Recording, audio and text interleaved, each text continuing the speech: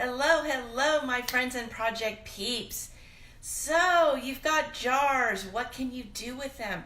Well, did you know that you could make centerpieces or candle holders and so many different things that you can make with mason jars? I love mason jars. So today, let's have a creative craft chat and talk about what we can do with mason jars. My name is Pam Heck-Walrod, and I am the founder and creator of Pam's Projects, where I love to help you find easy ways to tap into your creative heart through crafts and DIY projects so that the non-crafty can become crafty season after season. So let's dive in, you guys. All right, so what I have done is I actually have put together some ideas for 3 holidays: Valentine's Day, St. Patrick's Day, and Easter. And what you can do, you can change out your jars. Now, what I did with these 2 jars, you can kind of tell there is a pink and a green tint to these jars. What I did was actually I tinted them, and how you do that is you take 2 tablespoons of water and 4 tablespoons of glossy Mod Podge, and you put in 5 drops of the color that you want. I found that 5 food coloring drops works perfect to get the color that you want. Mix that up really good, and then you pour it into your jar and you swish it around and kind of, roll it around. And I actually took a foam paintbrush and went around the inside of the rim and make it get the areas that weren't covered. And then what you do is you pour out into the bowl that you used. I do suggest that you use bowls that you're not going to use for food prep afterwards. Make these your craft bowls because they do stain, and also you've had the Mod Podge in there. So that's what I do, is I keep a couple extra bowls for my craft projects. Okay, so once you do that and you pour it out, then you're going to turn it upside down on wax paper on a cookie sheet and let it drain for a couple of minutes, and you're going to put it in the oven at 175 degrees for about 3 minutes upside down.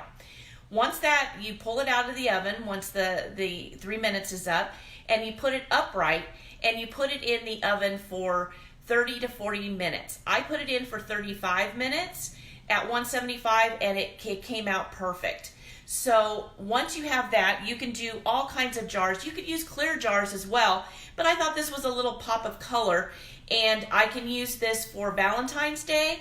I can use this one for St. Patrick's Day, and I can use the 2 together, or one or the other, for Easter. So it's really exciting. So the next thing is that I just took some ribbon, and I actually got some ornaments and embellishments, and you can get these in a package. I got these in a package, and speaking of packages, I have found that doing crafts sometimes is difficult for someone when there's you have time issues. Maybe you're not sure how to get started, and you're going out and buying all these supplies and things like that. I try to do crafts with things I have around the house. But if you're looking for a kit that's all inclusive, where everything comes and you just make these jars, I'm actually putting together DIY kits, and I'm taking pre-orders for those, and it will have everything that you need for 3 holidays, you guys, to make centerpieces. So once you do that, I put some Epsom salt in the bottom of the jar, and just enough to cover about a quarter of the jar up to where it says Mason. And I put in a LED tea light candle, and I found these, they look like the candle is a little bit, it looks like it's a little bit burnt. It's really cute.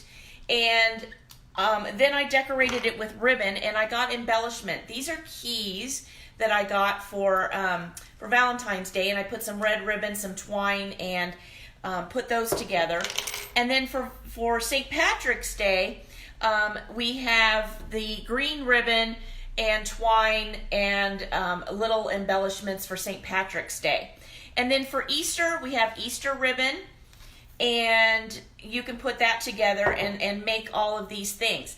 Now, what's great about this is that The jars themselves are your centerpieces or your candle holders for a little display that you may be doing that you can embellish using these jars. Is that what do you do with the lids? We don't want to waste the lids, right? So what you can do is, I actually have a recipe and a how-to for making really easy bird feeders that you can hang out on your tree, and the twine and everything, and that's included in my kit as a bonus, the twine and the instructions and recipe for making bird feeders. And they're a lot of fun, and the kids love them too because they can help mix them together. It's got peanut butter and birdseed and all kinds of good stuff in it. So that is our kits.